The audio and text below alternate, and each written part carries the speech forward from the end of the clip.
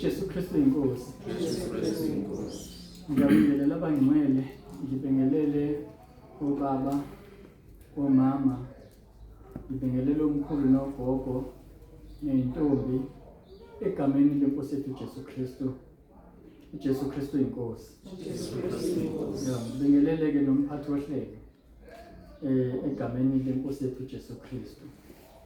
Ngizocela ke ukuthi sibheke incwadi ngokwabase-Efesu, incwadi ethunywe ngumphostoli uPawulu eyithuma kwabase-Efesu, Ephesians chapter 1. Sizobheka uverse number 3 to 5. Ephesians chapter 1 verses 3 to 5. Ngicela sikhuleke. Abantu sedluleni uyingcwele Jehova Sebawuthi, uyingcwele simakade, uyingcwele nini mandla wonke, wena odalile izulu nomhlaba, wena wawukhona ekuqaleni, ukhona namanje, uze bephakade ukhona. Baba Thixo ingcwele, uthena kuzodlula izulu uphinde kudlule umhlaba, kodwa izwi lakho limi njalo uze bephakade. Sikhulekela msindisi wethu ukuthi ulimise naphakathi kwethu. Sikhulekela msindisi wethu ukuthi ulehlisele phezu kwethu.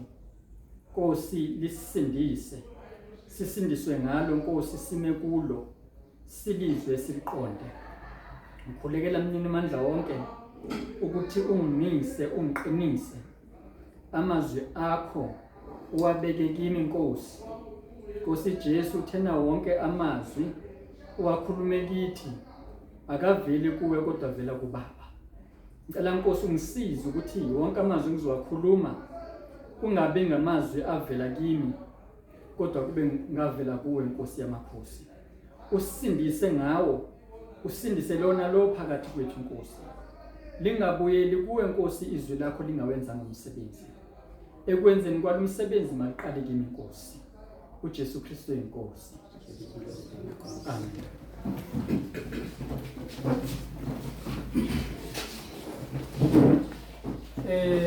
Ngoba se-Efesu isahluko sokuqala siqale kuverse number 3 siye kuverse number 5. Makabongwe uNkulunkulu uyise wenkosi yethu uJesu Kristu, osibusisile ezulwini kuKristu ngesibusiso sonke sokomoya. 4.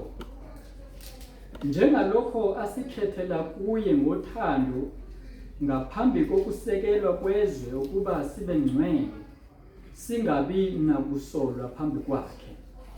5. Wasimisela ngaphambili ukuba sibe ngabantwana kuye ngoJesu Kristu, njengalokho kwaba kuhle kuye ngentando yakhe. uNkulunkulu abusise ukufunda kwezwi lakhe.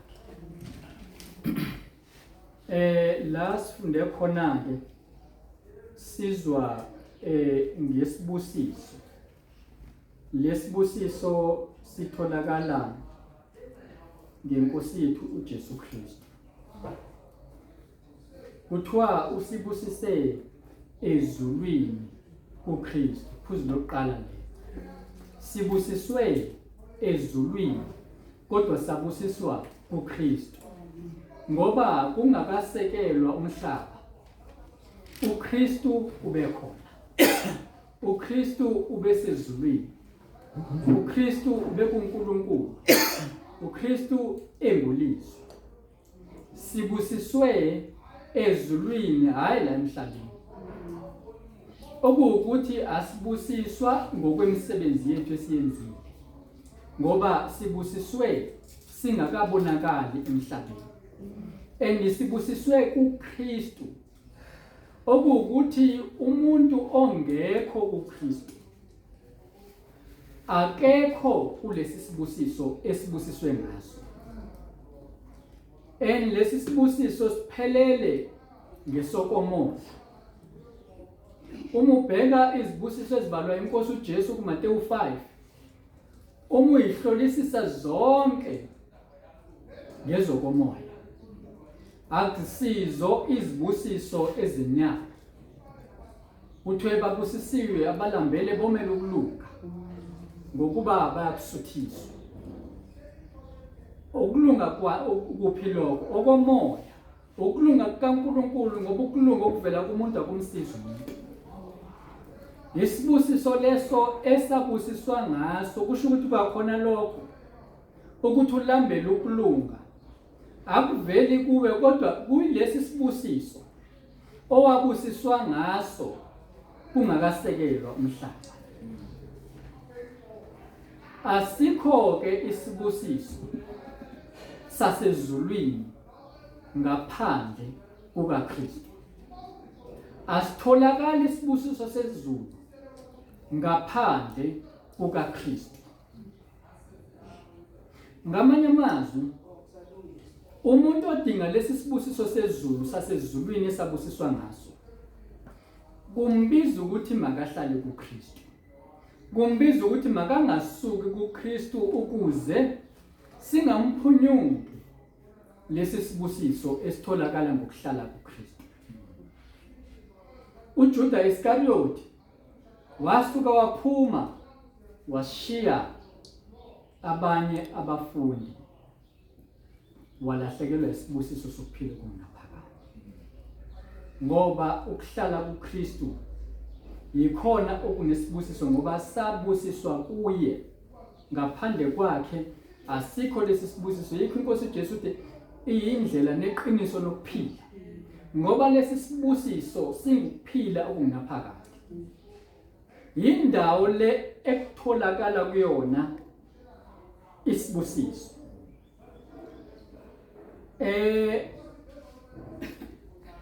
Abaningi bala eGoli kodwa babona abala eGoli ngokuzama.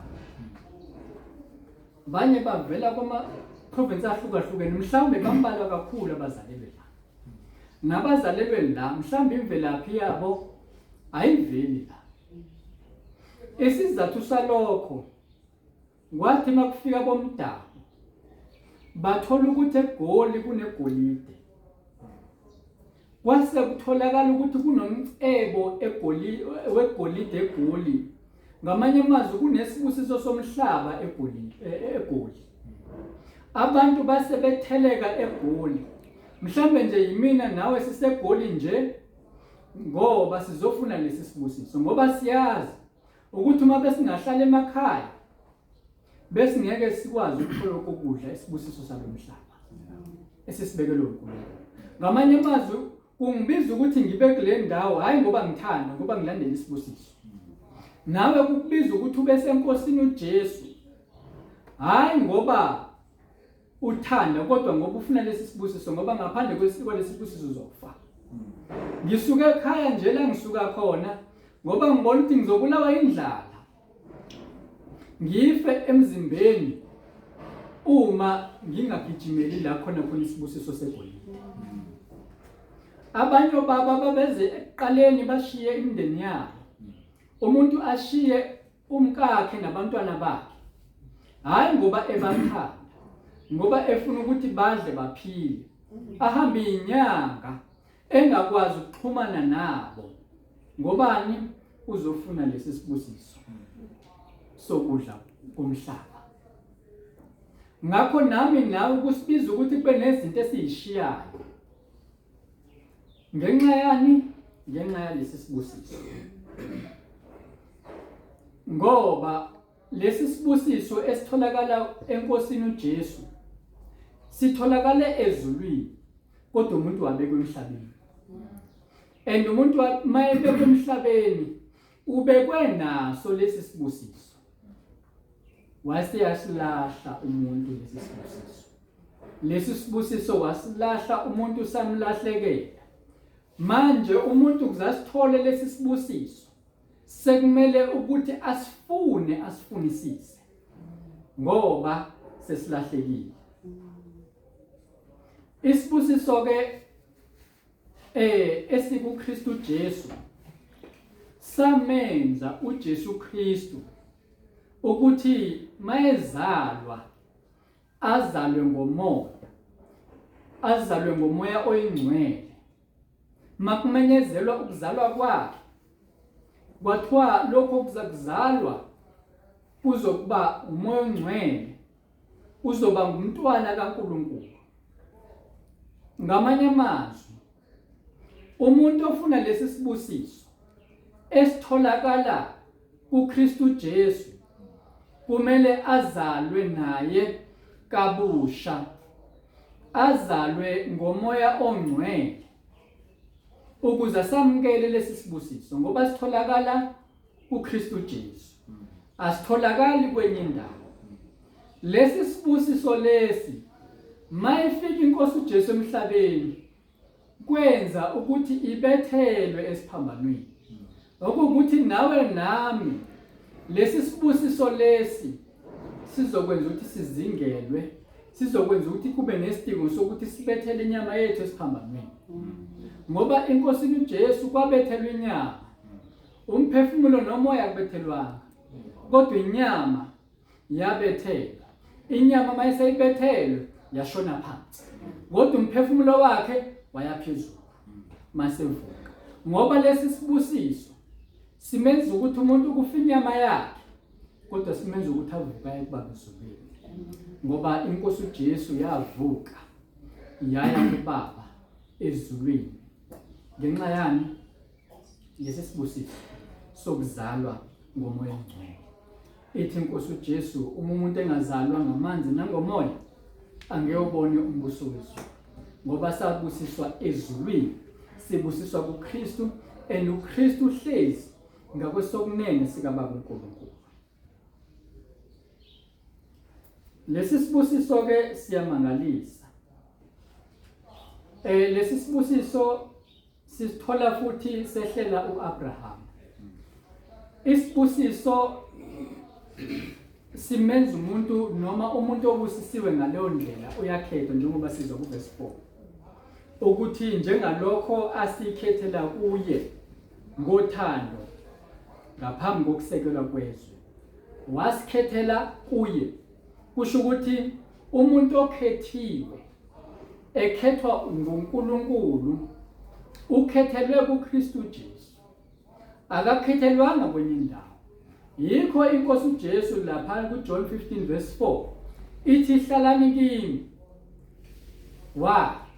ukuze namukele lesi sibusiso. Ngoba ngeke usamukele noma ngabe uthi usukhethiwe, ngeke usamukele ungekho enkosini uJesu. Sikubiza lesi sibusiso ukuthi ube senkosini uJesu. Waqala ke waba senkosini uJesu uzothela izithelo zikamoya njengoba sizwa lapha kuJohn 15 verse 4 ukuthi njengegatsha lingethele izithelo uma lingekho emvinini. Lo mvini lo yena ozosenza ukuthi sithelele izithelo esizithola kwabaseGalatia 5 verse 22 no verse 23. Yilezi izithelo inkosi ekhuluma ngazo kuverse 4 kaJohn 15 ukuthi umuntu makahlale enkosini uJesu. Ngoba isibusiso sitholakala enkosini uJesu, hayi ngaphandle kwenkosi uJesu. Manje ke ake sidluleleke kwabakhethiweyo ke sigcizelele igama lokhetho. Ukuthi eziphi ezinye izimpawu esibona ngazo umuntu okhethiwe. ake siqale nje kumuntu wokuqala ekuthiwa ubaba wabo bonke abakholwayo, ubaba uAbraham. uAbraham uma ubheka lapha kuGenesis 12 kuverse 1 ithi inkosi makaphume ezihlotsheni zakhe ezweni lakubo aye ezweni uNkulunkulu aya kumkhombisa lona. Jehova wathi kuAbraham, phuma ezweni lakini nasezihlotsheni zakho nasendlini kayihlo uye ezweni engiyakukhombisa lona. Umuntu okhethiwe uyakhishwa, kukhona la ekhishwa khona, ngoba ukukhethwa kwakhe ngeke kumsebenzele ekuleyo ndawo. Ihlobo ke abantu begazi, and ihlobo wena onehlobo awuzikhetheli ukuthi ngubani engifisa ukuthi makabe isihlobo sami. Umuntu okwazi ukukhetha wena uzikhethelena ispouse sakho kuphela. Nakhona futhi akabizwa lo muntu ngesihlobo sakho. Nibanyamani nalowo muntu. Akabi isihlobo. Kusho ukuthi asikho isihlobo okwaziyo ukuthi uzikhethele sona. Kodwa isihlobo yinto okhula unamathele kuyona noma usondele kuyona. Isihlobo ilaba bantu ozithola umuphakathi kwabo kakhulu musakhula uprotected, uvikelekile. Kodwa manje uNkulunkulu uthi kuAbraham, phuma endaweni yakini uphume ezihlotsheni zakho. Le ndawo ebengazithola yena ephephile uma ekuyona. Ngoba phela umuntu uma engakubo uyakhululeka ngoba uyaziwa ngabantu baleyo ndawo. Bayazi abantu baleyo ndawo impilo yalowo muntu. Ngiyakhumbula ngiseyingane uma uhamba endaweni ongayazi ungumfana, bekulula ukuthi abafana bakhona ngoba bengakwazi bakushayele nje ukuthi abakwazi. Ngamanye amazwi uma ungekho endaweni yakini awuphephile. Kungani uNkulunkulu ethi makaphume? Kungenzeka ukuthi uAbraham ubezithola ephephile esendaweni yakubo nasezihlotsheni zakhe. Ngalokho bekwenza ukuthi angathembeli kuNkulunkulu ngokupheleleyo. Kwabiza ukuthi uNkulunkulu makambizele ngaphandle ngoba umkhethile. And umuntu mayekhethwa kaningi uzothola ukuthi uyasuswa lapha ekhona. Ake ngilinganise. Ngesikhathi saqala bengengizwe abantu mabeyofesa emsebenzini, beyofuna umsebenzi, beme esangweni, bese lo noma induna noma ubani okhethayo mayemkhetha lo muntu umbiza ukuthi makaphume phakathi kwalaba bantu ekade ekubona. Lo muntu abeseshintsha abe ngumqashwa, abe yi-employee. And mangabe seyi-employee noma ngumqashwa, kufanele enze lento eshiwo umqashi, enze lento eshiwo ulo okhethileyo. Akabe sakwazi ukuzenzela ezinye izinto ngesikhathi sakhe asithandayo noma yini noma kanjani. Uma kuthi lo muntu besazi ukuthi yolusa imbuzi zakhe ngo-12 emini, akasenalo ithuba nechance yokuyilusela imbuzi zakhe ngoba ukhethiwe. Kumbiza ukuthi enze umsebenzi walo amkhethile. Angazi ukuthi wena uyawenza yini umsebenzi walo akukhethile. Kodwa kubiza ukuthi ushiye into zakho, kubiza ukuthi ushiye ikhaya lakho. Njengalabo abantu abasuka baye kogoli beshiya emakhaya nabantwana babo nemfuyo yabo. Abantu badala babeyithanda kakhulu imfuyo yabo, kodwa bekumbiza ukuthi ayishiye ukuze ondle umndeni wakhe. Ngobani? Ngoba ukhethiwe leyo. Uthema kufikwa ngale abanye bekhala befuna umsebenzi, wakhethwa.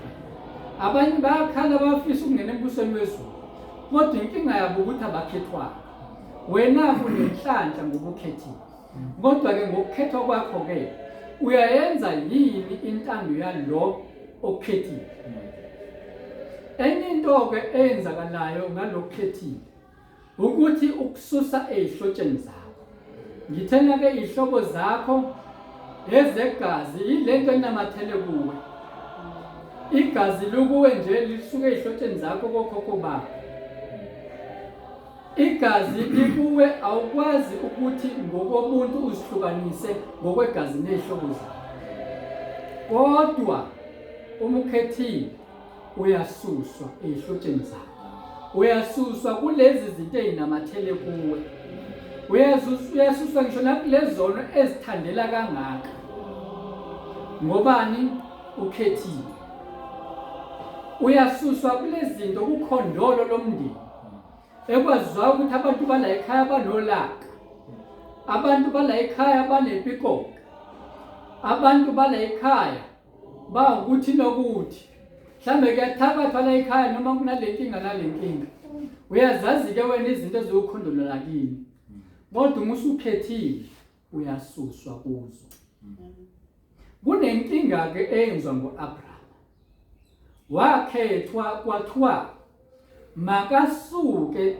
ezihlotsheni zakhe aye kwenye indawo azokhonjiswa yona uAbraham wayenza lento kodwa hayi ngokuphelele kunenkinga ke mawukhethiwe ukuthi utshela ukuthi hlukana nalezi zinto kodwa ube sushiya izinto ezimbalwa noma ushiya into eyodwa uAbraham akayena washiya into eyodwa ekukhethweni kwakhe and mayishiya lento sithola lapha kuGenesis 13 verse 14 uJehova wathi kuAbraham uLoti esehlukene naye phakamisa manje amehlo akho ubuke usendaweni lapho umi khona ngasenyakatho naseningizimu nasempumalanga nasentshonalanga angisazuqhubekela phambili ngoba ngifisa ukugcina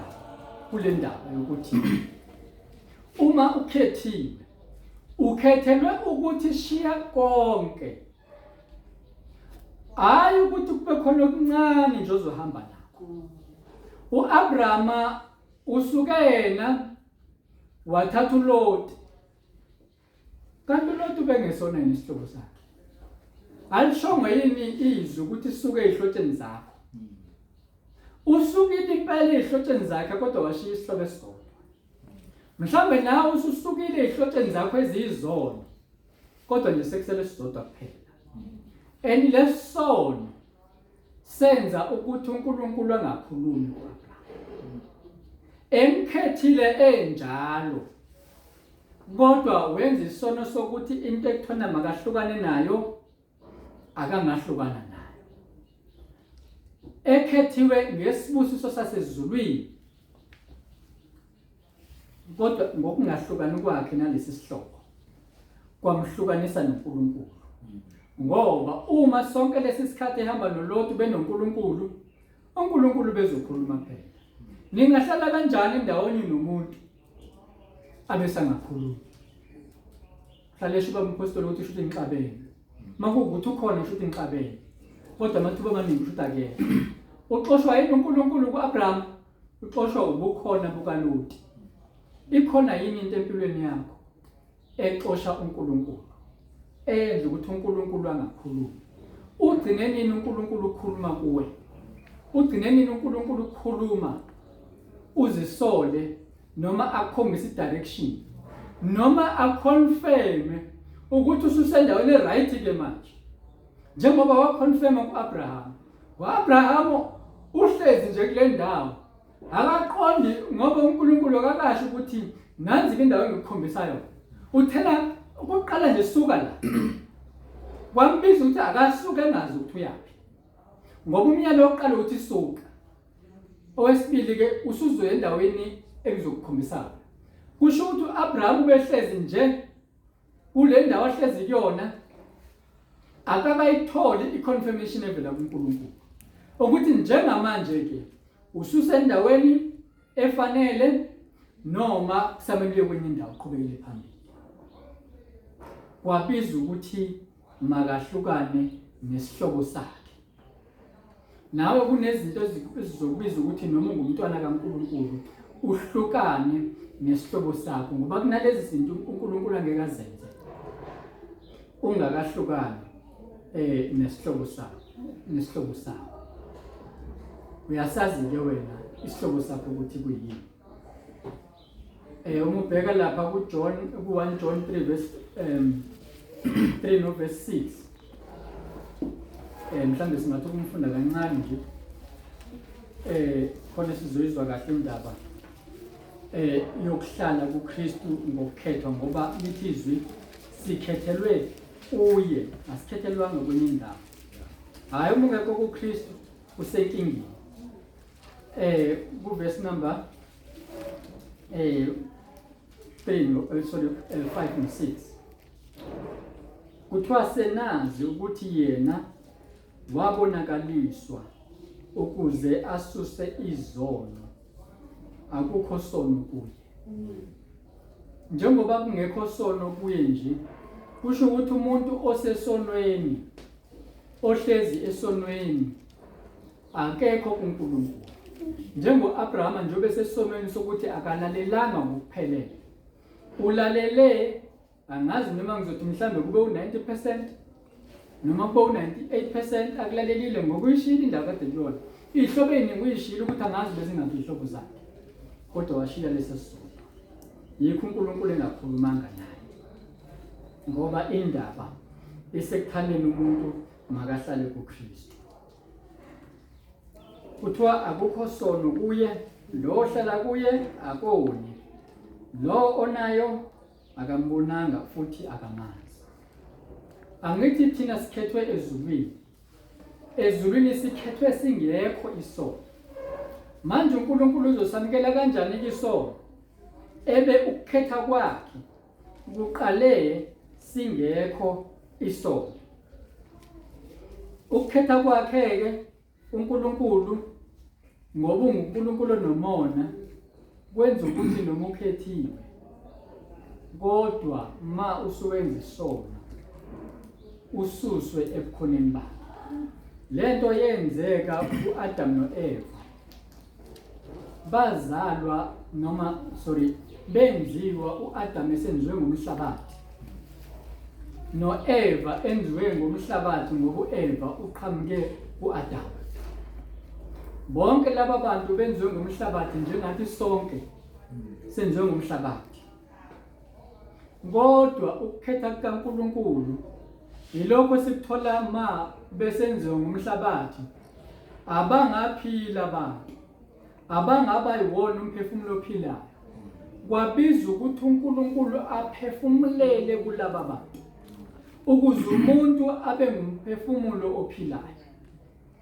Ukuze uqinisekise ukukhethwa kwakho, qinisekisa ukuthi uNkulunkulu uyakuphefumulela. Incwadi kaJohn 20 mangaphosisi noma 21 cishe 21 uNkulunkulu noma inkosi uJesu yabaphefumulela noma yabafaka umoya wakhe, yathi yamukelana umoya ongcwele, yabaphefumulela abantwana bayo. Ngakho ke sidinga ukuphefumulelwa nguNkulunkulu ukuze siphile ukuphila okunaphakade. Laba bantu kuAdam noEva bahamba ke baphila ngoba bese bephefumulelwe uNkulunkulu.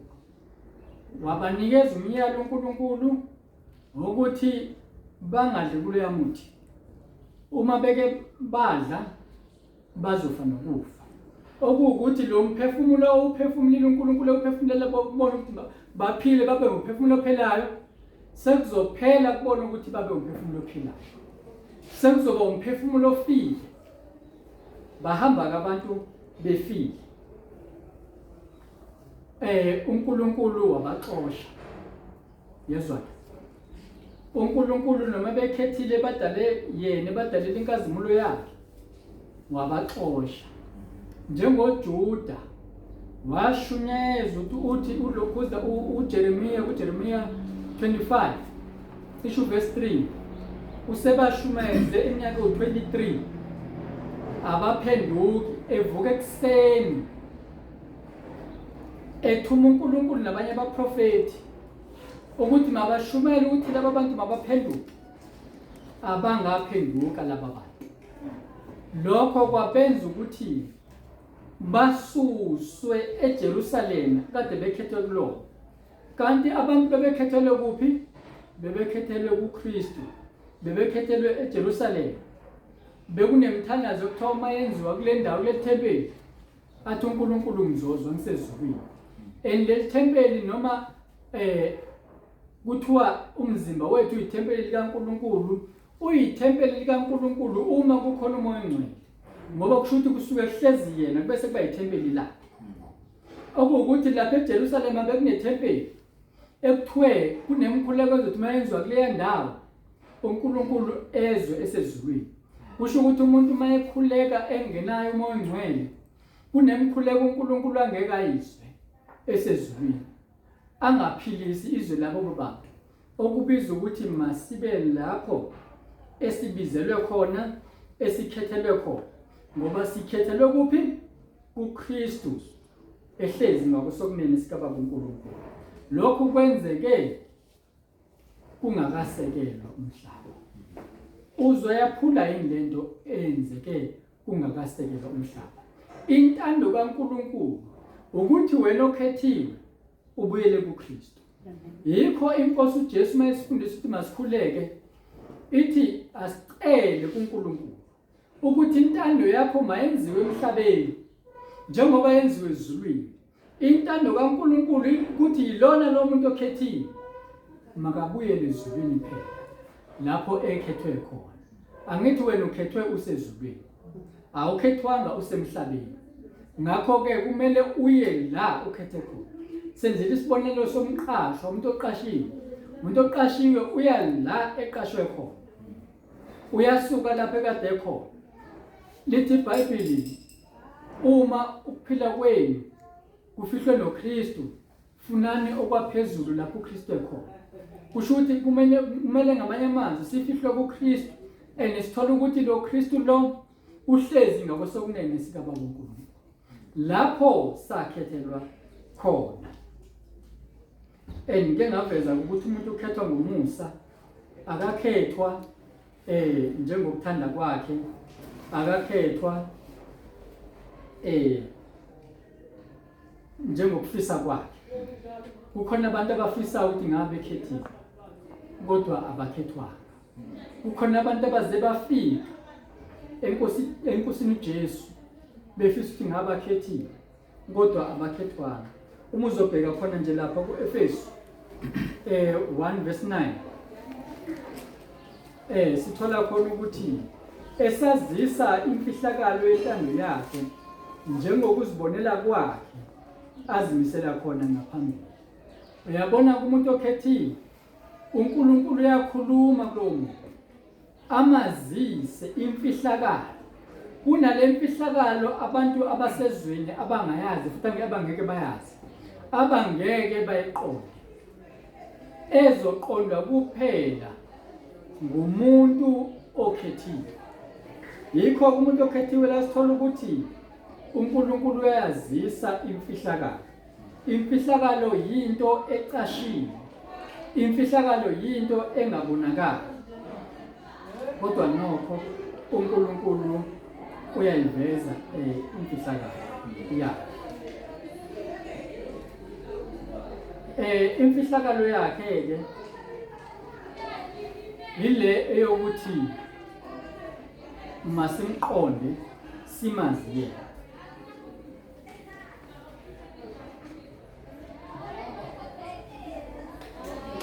Imfihlakalo kaNkulunkulu uma ubheka kuMateyu 13, uma uzobheka nje la kukhulunywa kakhulu lapho uqale kuverse 14, noma ungaqalanga kuverse 14 uqale eqaleni nje. La uNkulunkulu ukhuluma kubantu abaningi. Laba bantu bahlanganise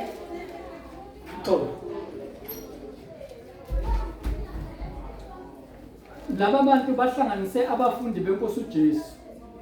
bahlanganisa nabaFarisi, kwahlanganiswa nezixuku.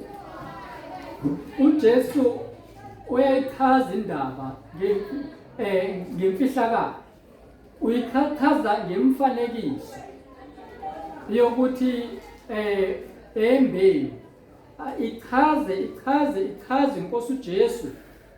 Ekugcineni kutholakala ukuthi abaqondi nabafundi bayo inkosi uJesu abaqondi. Ngiyakholwa ukuthi nabanye phakathi kwabo kade bekhona abaqondi. Lapha kuverse 9 inkosi maseqeda ukusho lemfanekiso ithi onendlebe makezwe. Lamagama nje amabili ekhuluma ngemfanekiso ngento eyimfihlakalo, beyisithi onendlebe makezwe. Ekhuluma ngani? Ngemfihlakalo. Kodwa verse 10 isithola ukuthi kwase kufika abafundi bakhe bathi kuye, ukhulumelani kubo ngemfanekiso na? Waphendula ke wathi kubo, nina niphiwe ukwazi izimfihlakalo zombuso wezulu, kodwa bona abaphiwanga. Yezwa ke? Waqala nje waphiwa ukwazi. Kusho ukuthi kuyenzeka omunye ayizwe intshumayelo, ayizwe inkosi uJesu ishumayela, kodwa angaqondi ukuthi kuthiwani. Umunye umntwana kaNkulunkulu ufakazile ukuthi engakangena emkhosini ubelifunda iBhayibheli, kodwa bengaqondi ukuthi kuthiwani. Kanti ukukhethwa kwakhe bekumele aqinisekise ngokuba semkhosini, abese eyaqonda manje njengoba isho inkosi uJesu ukuthi nina ibikhuluma nabafundi bakhe, ibingakhuluma esixukwini njengoba sikhuluma la. Asikhuluma esixukwini, sikhuluma kuyibandla, kuyibranch. Inkosi yayisibacacisela, yabachazela one by one kusukela eqaleni ukuthi bichaze ukuthini.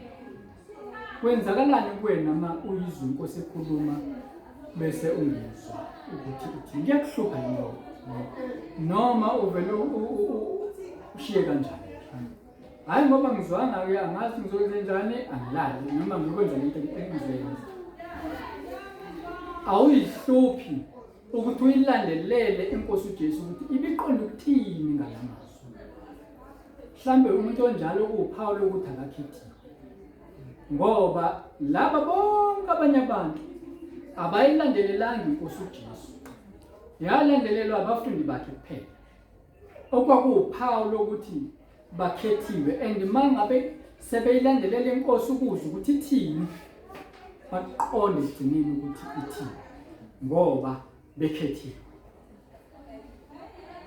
Inkosi uJesu iyaqhubeka lapha kuverse 14 ukuthi kwagcwaliseka kubo isiprofeto sika-Isaya sokuthi ngokuzwa niyakuzwa ningaze naqonda, ngokubona niyakubona ningaze nabonisisa, ngokuba inhliziyo yalesi sizwe isiyabalukhuni, bezwa kanzima ngezindlebe, amehlo abo bawacimezile, funa mhlawumbe babone ngamehlo, bezwe ngezindlebe, baqonde ngenhliziyo, baphenduke ngibaphulukise.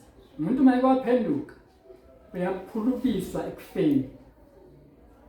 Laba bantu ukuze inkosi uJesu kube ngathi bakhishelwa ngaphandle, ukuthi vele inkinga ibona, bazenze lukhuni inhliziyo zabo. Ngokuzenza kwabo lukhuni inhliziyo zabo, inkosi nayo yaziveza lukhuni kubona, yaveza isibonakaliso silikhulu. Lobu bukhuni bayo benza ukuthi inkosi nayo ifike nobukhuni bokuthi ke manje sekuya ngokuthi umfuna kangakanani babukhulu, ukuthi uyaphenduka ngempela yini ebukhunini benhliziyo yakho. Kodwa laba bantu balahlekelwe bephambi kwenkosi, balahlekelwe bezwe izwi lenkosi. Mntwana kaNkulunkulu, ungalahlekelwe usuphambi kaNkulunkulu, ungalahlekelwe usulizwile izwi lenkosi. Balahlekelwe, kodwa laba bakhethiwe basondele enkosini, baya ngasese bathi sichazele. Inkosi ayibachazelanga kuphela nje, kodwa kuneminye imifanekiso engithi mangiyibuka ngokwami yayilula, ngoba eminye kwabalula ukuthi ngiqonde nje ngifunda ngisangaqala ukufunda iBhayibheli kuthiwani ke la imfanekiso landela lapho isiyezwakala manje ngobani inkosi uJesu isikhuluma nabafundi bayo ikhuluma nabantu abakhethiwe ngoba umuntu okhethiwe uyayiqonda noma uNkulunkulu uyayembula imfihlakalo yakhe lo muntu njengoba ayembula inkosi uJesu imfihlakalo yayo kubafundi benkosi uJesu. Eminye imfanekiso yakhulunywa inkosi uJesu khona lapha kulokhuza kusahluko 13 ngizogijima nje ngokudlula noma singasafundanga khona. Inkosi yenza umfanekiso womuntu.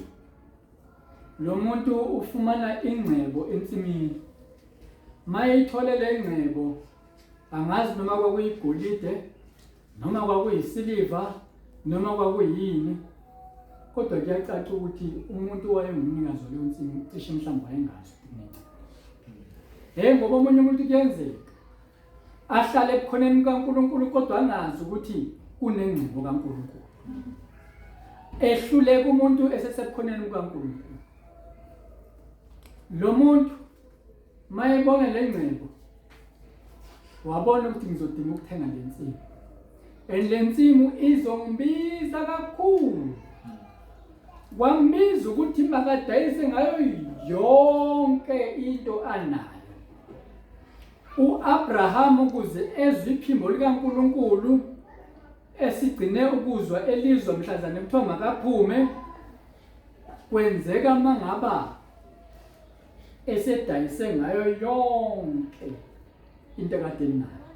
Ihlobo zonke kade sezisempilweni yakhe sezisukile kuye wayelapho eqala khona uNkulunkulu ukhulu. Nalo muntu ke wazibone ukuthi ngeke ngiyithole le nsimu uma ngingadayisi yonke into engake ngaba nayo noma enginayo njengamanje. Usudayisile yini yonke into onayo ngenxa yombuso kaNkulunkulu? Usudayisile yini waze wazonda ukuphila kwakho? Udayise lento eyigugu kuwe ukuthi uyisusu udayise ngayo. Angithi uJuda Iscariot mayidayisa ngenkosi uJesu kwaba ukufa lokho. Yayidayisela ukuthi makafe. Nawe ke ngithi thengisa ngalezi zinto nazo. Ukuze zife lezi zinto. Uzidayisele wena ukuthi mazife ukuze uthole leli gugu lasezulwini. Ithi inkosi uJesu ngumfanekiso wezulu lowo. Kusho ukuthi umuntu ongadayisanga nakho konke abanakho lethizwi yilona lo ngavalelisi kukho konke abanakho angebe ngumfundi wami. Kusho inkosi uJesu. Usudayisile yini ngakho konke owake wabanakho noma onakho? Noma kusekhona lento lena ungakathandi ukuyidayisa. Musa ngeleyo nto leyo ngeke uyithole le nsimu. Ngeke uyithole le ngcebo yaphakade engukuphila okunaphakade. Yile nsimu ekumele ngiyitheke elithi izwi ithi inkosi uJesu ningazibekeleli ingcebo esemhlabeni kodwa zibekeleleni ingcebo esezulwini lapho khona akukho isela akukho inundu. Lapha ekhaya bengitshalile inundu yazidla izitshalo zami ngoba emhlabeni kunenundu. Hayi idla lezi zinto lezi othi uyayithanda. Lezi zinto lezi impela ezikujabulisayo hayi inundu lifikile. Kunjalo ke emhlabeni. Kodwa yasezulwini ingcebo ayikho inundu. Inundu noma impethu itholakala esihlokweni. Itholakala ekufeni. Injalo ke indaba yokuthi umuntu alahle konke. uNkulunkulu indlela angcwele ngayo akafuni nokukodwa okungcweleyo. Nokukodwa. Kwenzeka sekufanele bangene eKhenani. Sikusele nje izwe nje incane nje ayi. Sebesale le nto encane. Mhlawumbe naleyo nto lena eyinkinga kwena ekhula incane. Into eyenza ukuthi behlule ukuyinqoba leyo ukuthi uAkhaya kwakukhona uAkhaya phakathi kwabo. ukhona yini u-Akhani phakathi kwakho okuzokwenza ukuthi uNkulunkulu angakhulumi kuwe, okuzokwenza ukuthi ukubizwa kwakho kungapheleli, kungaqinisekiswa ezulwini, kungafakelwa isigxivizo. Ithi inkosi uJesu kuLuka 10 verse 19 noma uqala lapho ku verse 18, ningajabuleli ukuthi amadimoni ayanitholela, ningajabuleli ukuthi nibeke izandla abantu bagulayo baphile. Lokho nje manginganijabulisi, ngoba vele noSathane ngakwazi ukuthi enze ezinye izinto ngokuzenzisa ngendlela yakhe. Angithi lokho u-Aaron mabefika laphana benoMose babeka induku iphenduka inyongo, uFaro wabiza izanusi zakhe, bakwenza lokho, bekwenza kodwa ngani? Ngamandla kaSathane. Lokho kungaba uphawu lokukhona kukaNkulunkulu, ngoba leso sikhathi uNkulunkulu wayiveza amandla akhe, kodwa futhi esivezele ukuthi nomubi uyathanda ukukopisha into zikaNkulunkulu. Ngakho masiqaphele singajatshuliswa yilokho. Uthi kodwa jabulelani ukulotshwa kwamagama enu. Athi uNkulunkulu mayekhuluma noMose welisusa igama ekulotshweni kwalo kumuntu onjani? Onileyo, hayi kongunaka. Okuwukuthi noma ngabe umuntu ekhethiwe labhalwa igama lakhe, umuntu mayeqhubeka wona uzirabhela yena lelo gama. uJesu Kristu uyinkosi. Ngicele-ke ubaba uShalende asibalele ngokukhuleka.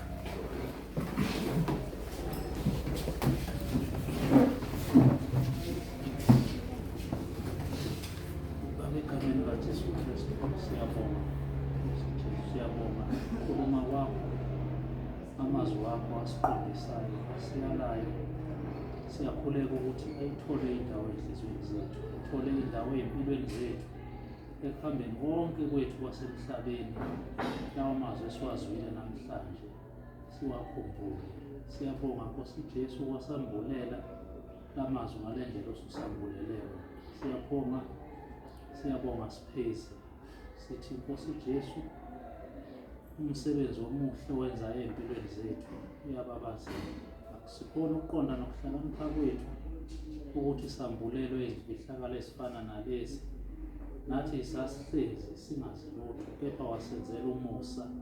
Siyabonga Nkosi Jesu, umusa wawenzela u-Abrahama, wamkhipha Nkosi Jesu ezweni lakubo, wamkhipha ezihlotsheni, waphuma nendodana yakhe uLothi, naye waphinda wamenzela umusa, wamkhipha usuzolibhubhisa iGomora.